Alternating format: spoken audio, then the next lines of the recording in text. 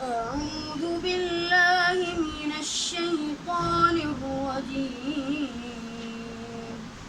بسم الله الرحمن الرحيم.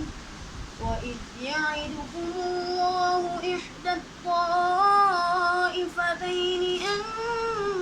أنها لكم وتودون أن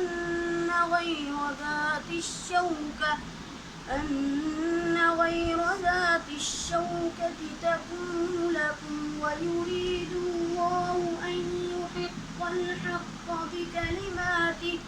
بكلماته ويقطع دابر الكافرين ليحق